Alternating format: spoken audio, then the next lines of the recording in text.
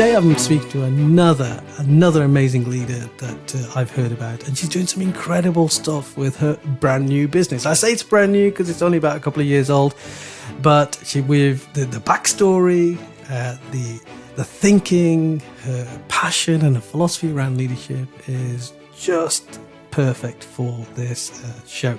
So without further ado, I want to say welcome to Bev Wakefield, Beverly.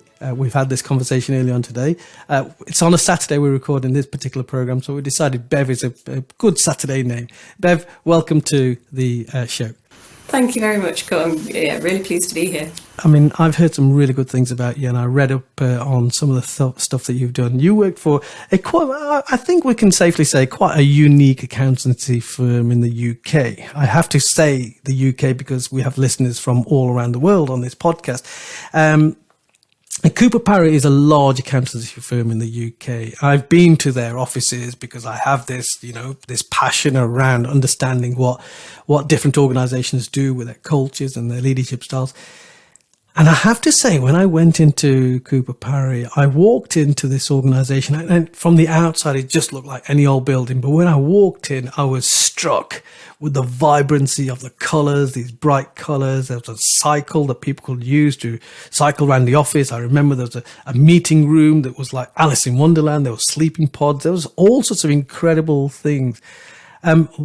You were working there till 2015 or something like that? Or what was that like? Cooper Parry have always been disruptors, and they've definitely done that in the way of their culture, their marketing, but also the way their business looks. I think Birmingham was the building that's even more extroverted, shall we say, and the sky view on East Midlands Airport is slightly more toned down, I think, than the Birmingham one.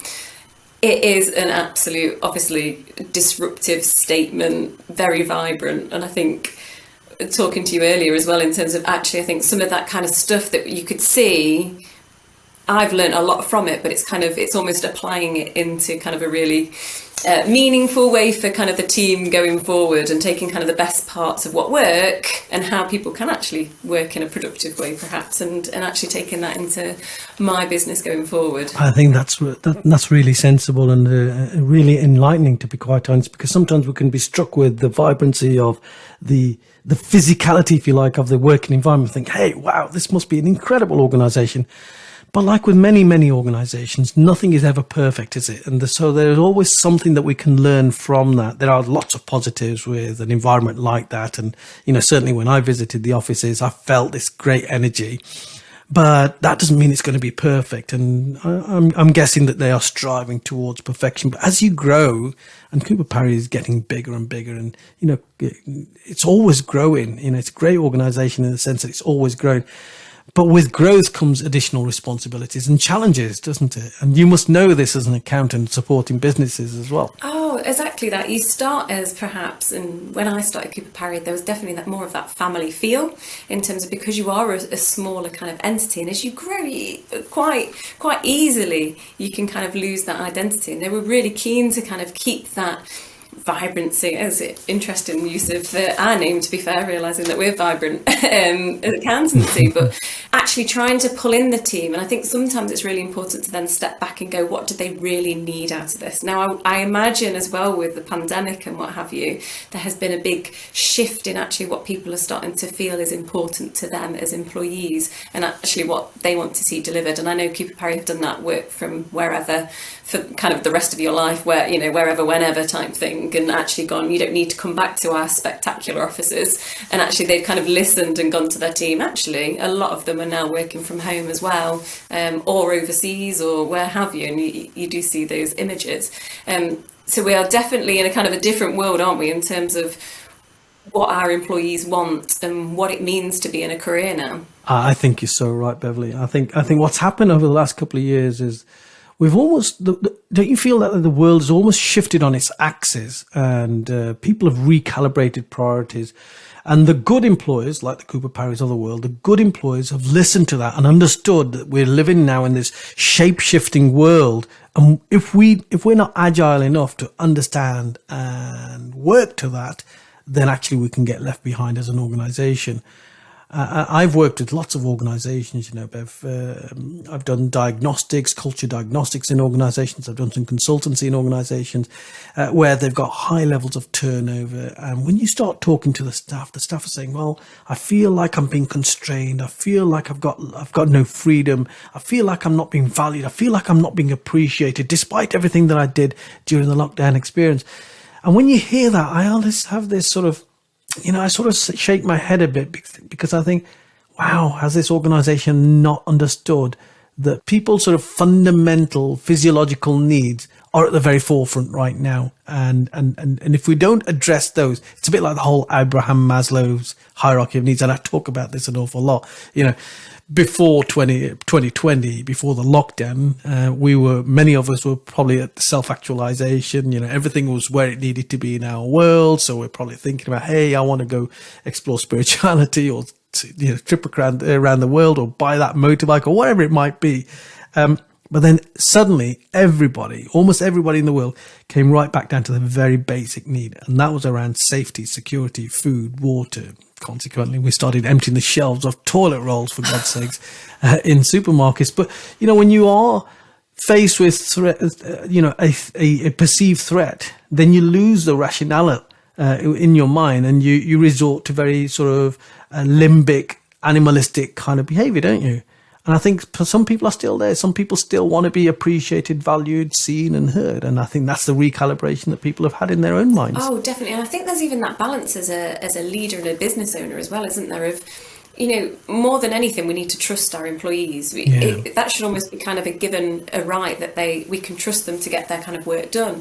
But at the same time, that security perhaps that all the business owners have gone through as well, they're kind of going, well, actually, I'm not used to this. I'm used to seeing you and then I trust you. And actually I can see you working and I know you're working hard and I can see you at your desk. And it's actually evolved so much from there that actually I feel like some leaders, business owners really struggle with that concept. But then it's the flip side as well, isn't it? It's that culture. When you're all together as a team, there's nothing better than being as a kind of a team together where you're collaborating together, you're kind of, the real teamwork kind of really pulls through. Whereas when you're working from home, you can get that real sense of, I'm going to get my job done. And it's really trying to find an integrated way to this hybrid working now, isn't it? That gives that flexibility to the team. I think you're so right. I think, we can quite easily sit here and say, everyone should be allowed to work from home. Everyone should work from home if that's what they feel. But there are also downsides from working from home. There's the sense of isolation that you get. I'm so pleased now. Over the last couple of months, I've started working with my clients face to face again. I'm delivering more programs face to face.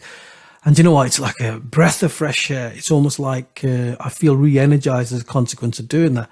That's not to say I wasn't doing I was very busy during the lockdown period, but it was all from this office here, So there's a bit of that. And there's also that if you're working in an organization, there's that silo mentality that creeps in, as you quite rightly say, where teams will say, so long as our team are doing this, we don't care what everybody else is doing. And I've heard this from so many organizations when I've done some work with them. But listen, you actually started your business. You've been through this roller coaster almost. You've really been tested because if I'm right, you started your business in 2019, and then you partnered up with Ian. I forget Ian's second name. Yeah, so Ian Ball. So we actually co-founded this September 2019. So before I'd been doing it as a one-man band for like lifestyle and balance perspective whilst I had little ones. But literally September 2019, pre-pandemic, me and Ian. That's like 6 months before the lockdown. Exactly. We just took our first member of team on in March. 1st of March she started. So, just talk me through the journey from September 2019, how it grew, what you were doing, and then what happened. What were your thoughts when the pandemic kicked in, when the lockdown kicked in? As a new business owner? I think that's it. We were still finding our way. We'd got ourselves some offices in Derby. We'd literally just taken on Sam, our first employee, our kind of queen of bookkeeping, bless her. Integrating her into the business. And then all of a sudden that kind of, we were already starting to work a little bit more hybrid because we'd started hearing, obviously, kind of news as it kind of transpired. And then that day came where we were just plunged straight into lockdown. And I think for me, Yeah. I was very much just going, right, what does it mean? There's going to be so many business owners out there. I don't think I really had time to think about what it meant for us. I think we felt stable enough. We've been fortunate that we'd got kind of a good client bank, but it was very much going, right, there's going to be lots of people that aren't going to understand what Rishi is announcing right now, what it means, where they can get help. And I think I just kind of changed tactics. I mean, fortunately, we had just taken on Sam.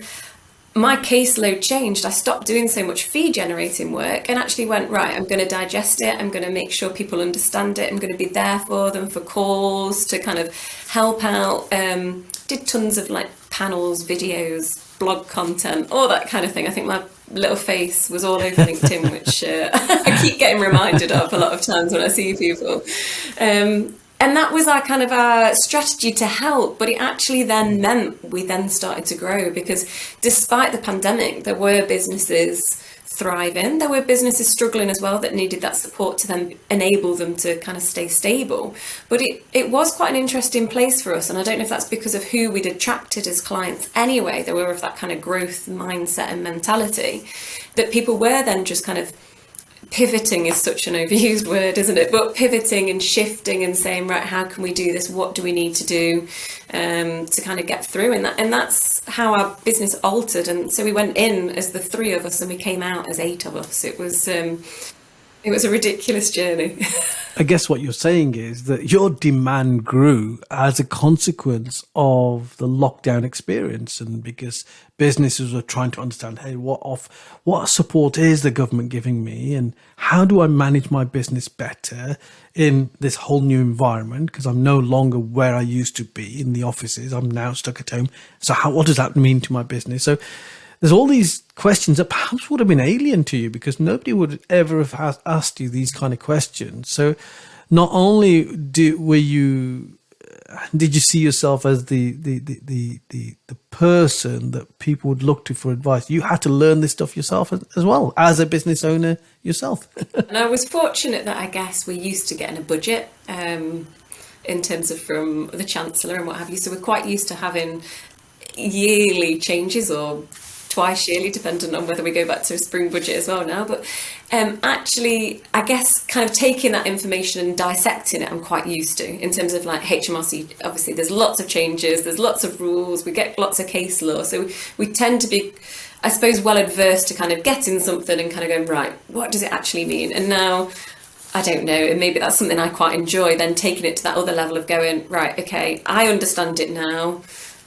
We've got to break it down even more. How can, when I speak to my parents or my husband, does he fully understand what happens as well? Because, you know, we all go into business for different purposes, and we're not all accountants to start with, are we?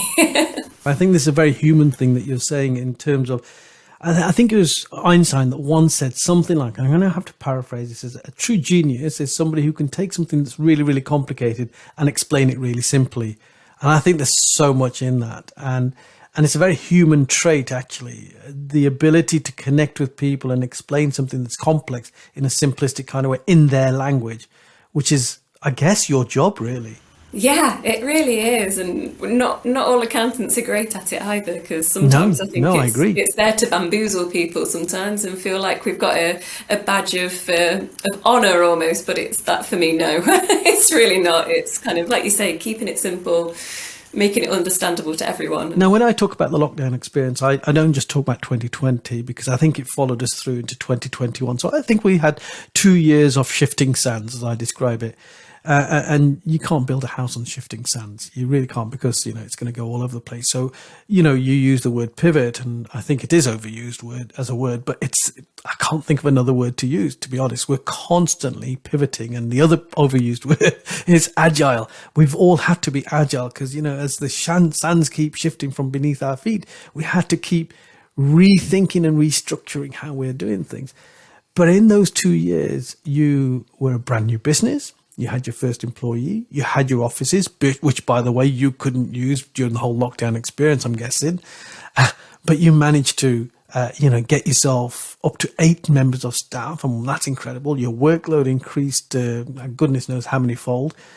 But also, your founding partner, Ian, also left because he had a job opportunity come up, which was like the dream job for him. So suddenly you were left by yourself running this organization with like 8 members of staff. What did that feel like for you? You know what? It's been a really interesting journey. So I think a couple of months back, I realised that Ian wasn't particularly happy. He wasn't in the right place, if that makes sense. He was doing a role that he was really good at, but felt kind of perhaps restricted, and perhaps then not as part of Vibrant as he wanted to be, because he was in a certain area doing FD work for a couple of clients. And he found his calling. The FD work was his calling. And so we worked together to kind of go, right, well, how could this look? Could you manage a business just looking after these clients, or is that never going to work? And so he took some time out, and I said, look, I'm here to support you whatever happens. I'm happy to pursue Vibrant by myself. I'm happy for you to be by myself as well, because we've done great as we have already.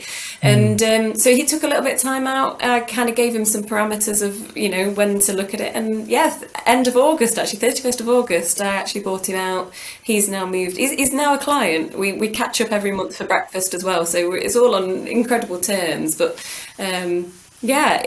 we have constantly had to change. We will constantly change as well. I won't be afraid to alter things and go, we're not serving our customer in the right way, or this has changed. I'm very keen to always be pushing forwards to kind of go, what can we do better? What, you know, to the minutiae, to the process, in terms of going, well, does that second review need to come straight through to me? Is that, you know, is there a better way? Is there everything's kind of scrutinised? And the girls, we are a full team of girls now, which wasn't by purpose, it was by, you know, all coincidence. But but they all know that their views are completely valued as well, and actually they're closer to a lot of it than I am. So constant evolution. So I mean, I love that. I love that you're constantly thinking things through. I love the fact that you supported Ian to pursue his own dreams, and I mean, that takes a level of courage for you, because if you have created something and it's still brand new, really, you know, and it's still growing, it's still scaling, but you've got a founding partner with you, it almost feels like you've got this hand that you can grab hold of. You're traveling this journey by yourselves, you know, together, but then all of a sudden you're by yourself. And I think it's a great testament to you that the courage that you've demonstrated in supporting Ian to go and follow his dream, which is a great thing to do anyway, but then to take on Vibrant Accountancy by yourself and say, right, okay, I'm going to move this forward. Then you must have had some sleepless nights and some moments of fear, you know, maybe through excitement. I don't know. I've had every emotion, Kul. Like, I've had the moments where I can't sleep at night because you're worried. I've had the moments from pure excitement and going, I can do X, Y, and Z, and the floodgates opening of kind of new ideas and where to take it forward, and everything in between. I think I'm quite fortunate, again, being an accountant. I've been able to sit back and go, right, let's forecast everything forward. Let's think about what happens if I do this plan, and actually kind of taking that time out. I've really kind of got the team together and gone, right, guys, these are my thoughts. This is where I want to go. This is the challenges we've got. These are the things we've got to face. Give me your thoughts, but this is where I am. And I was so honest at that first point and kind of going, look, I really appreciate you continuing to follow me, because, you know, they had Ian there as well, so they could have gone, actually, this is a lot for a team to go through, you know, that change, this fast growth, and they've all been completely behind me, and it's just been wonderful to kind of go through and experience with them. I mean, it sounds like you've got a great team, and the fact that they're all female is more sort of by accident than design, isn't definitely. it, really? It's not that you're like, you know, a group of feminists and saying, right, we're going to have this all, and poor old Ian's been kicked out. It could look like that. You're not right. Like that, is it? But listen, I mean, you're going through such incredible changes, and you know, congratulations on all the growth that you're experiencing. But with growth and with scaling comes all sorts of challenges, as we all know. And of course, a lot of change and change process. I support a lot of organizations when they're going through change, particularly those that seem to be growing exponentially. And suddenly they get to a point where they think, we can't cope with all of this. You know, our staff don't listen to us. And, you know, we've got this breakdown in trust or breakdown in communication. What do you do to keep your staff engaged and your team engaged, and make sure the lines of communication and that foundation of trust, which is so important in any organization, what do you do to make sure all that's in place? I think twofold. So I think it's the fact that I'm completely transparent and honest, and so we'll keep them always updated in terms of where the journey's going, and ask them to, as I trust them, for them to trust me, and that I will always be making decisions based on that. But then it's also sitting down with everyone and going, what are you worried about? How has this made you feel? These last changes, how has that made you feel? Are you worried? Are you excited? What are the challenges you're facing? How valued do you feel right now? Like, we actually do a radar chart every quarter where we go, and 1 to 10, how do you feel about these different things, from package to the role they're doing, to all that kind of thing. So I can actually, each quarter, I can pull them open and go, oh, you've slipped there. You've slipped 2 points. That's big in a quarter. What's happened? Or the other way, you've gone up. Like, what's changed? Is it just environmental? You're worried about interest rates or something like that, or is it the fact that you're not feeling valued in the workplace? So, I guess it's that talking, isn't it? It's actually feeling like they can come to me about anything. And likewise, we're all human. I don't feel like I've got to be stood there as the leader, kind of going, this is how I've got to be behind my armour. I drop my armour. I'm real. They'll know if I'm having a bad day. Not in the way that I'm a grump in the office, but just this is how I'm feeling today, guys. I'm fine, and I'll go through it. I think this is so important, what you're talking about right now. And I think so many leaders, leadership health, mental health is I think is a very, very important issue, and very little talked about, where leaders feel that they have to put on this armor, as you describe, or this force field. They feel that they have to look a certain way and behave a certain way, despite what might be going on in their own lives. And as human beings, we all have challenges. We all have those ups and downs, in our lives that will affect who we are as human beings. And we may well be carrying that baggage around. And I think a really challenging thing for any human being to do, let alone a leader, is to show vulnerability. But when you are able to show vulnerability, that's when your human nature really truly comes out. And that's when you can connect with people at a much, much deeper level. You still have to manage those emotions. This is not about, allowing your emotions to run away with you. You still have to manage your emotions, but it's about, I think you used the word transparency. It's about becoming more and more transparent so people can see through who you are, or through to who you are as a real human being. And I think it's a massive ingredient for building trust in an organization. No, I agree. And I think the whole Brené Brown kind of vulnerability thing is something that I do absolutely kind of adore. And you're right, it's not me. Controversially, you can say, I know someone mentioned to me the other day, you go on LinkedIn and there's all these kind of people trying to be vulnerable, but actually going too far. And I haven't got a view on it. I'm very good at, I don't mean sitting on the fence, but seeing things from both sides. And I kind of quite like that, in terms of I'll try and take a balanced view of them. But it's not about, as you say, kind of showing raw emotion and having a fit of rage or crying in a corner. It's just saying it's okay to feel like this, and this is why this is happening at the moment. And likewise, my team will come to me if they've got an issue that they're kind of struggling with and they can't quite process it themselves. And I'd never want that to change. And it sounds like, you've got your team exactly where you need it to be. It sounds like it's a really supportive team, that there's a good foundation of trust. And that can only mean one thing. And I work to a formula here. I say P plus Q equals P. If you focus on your people and you focus in on the quality of the service or the product that you deliver, the performance looks after itself. So I'm just listening to you now, and you clearly are focusing in on the people. You are clearly focusing in on the quality of the service that you provide for your client. It's a very human, very understandable service. So your performance must be increasing. Now, please prove my formula right. Is your performance improving? Are we likely to see your Vibrant Accountancy continue to grow? That's definitely our aim, yes. I need a textbook case for you. Yeah, and it has, and you're right. I think actually you obviously get that movement of people going to and from a business, but it's actually finding that foundation of people that completely see and understand where you're going. And we're a startup business as well, so we have a lot of kind of pressures, and we're really quite clear about that when we start interview phase in terms of going, we're not easy to work for company because we're so fast paced. We're growing year in, year out. Clearly you are expanding, you are growing, and you're so right. You demonstrate the challenges of exponential growth, accelerated growth, and it's a bit like a roller coaster ride, isn't it, where you have to grip on tight. You enjoy the thrills and the spills, but there's also those scary moments as well where you suddenly wake up in the middle of the night. You know what? I've been running my business now for 6 years now, and I still wake up in the middle of the night every now and then and think, oh my God, I'm so excited about this, or oh my God, I haven't done this, or oh my God, I haven't planned for A, B, C, D.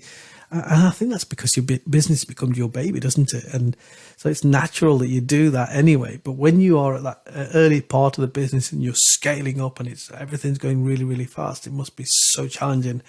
What are the plans going forward? Where would you like to see Vibrant Accountancy in, let's say, 2 years' time? Yeah, so 2 years' time is all about us.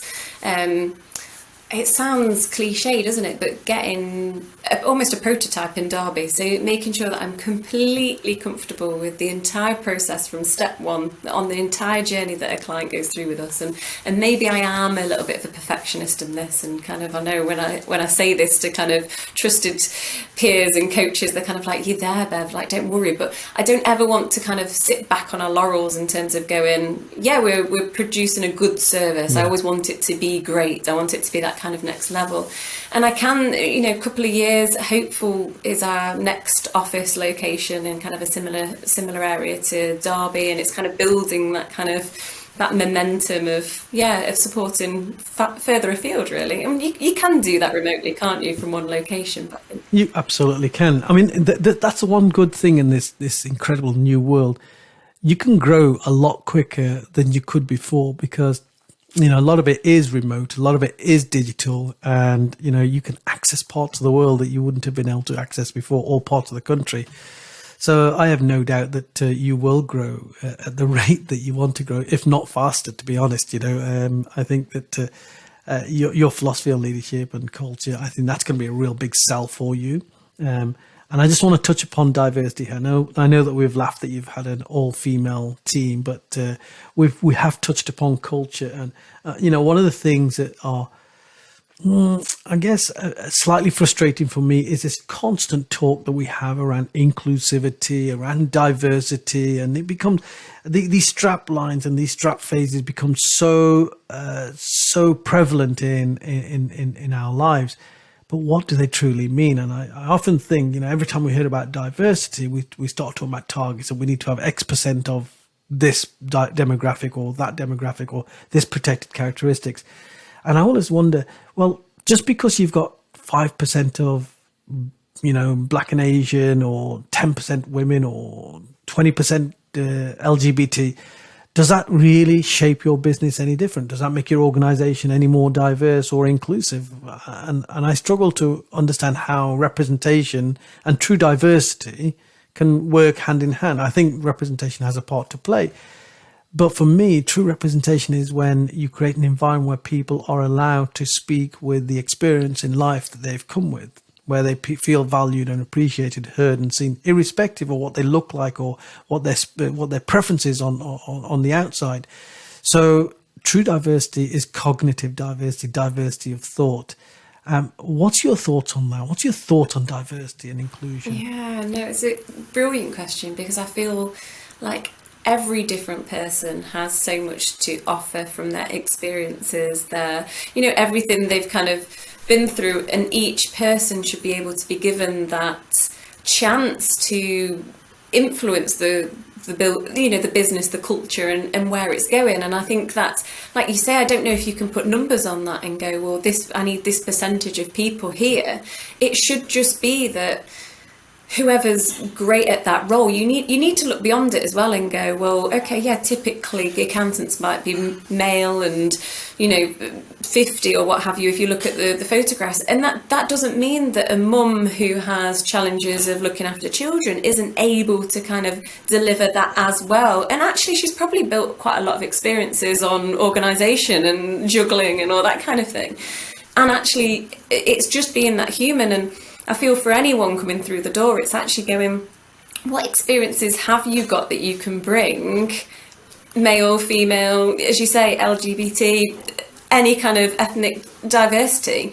It's not about pigeonholing people, is it? It's kind of coming, what can you bring? And we've ended up being a full female team, and that was purely by accident, because as people were coming in, they showed that culture. They ticked the things where we were going as a business of being very kind of progressive. And I really wouldn't mind what anybody kind of looks like, talks like, anything like that. That's not the part of it, is it? It's beyond that. Just reading between the lines of how you've been recruiting your team, you're looking at the values of that individual and saying, hey, will they fit in Vibrant Accountancy?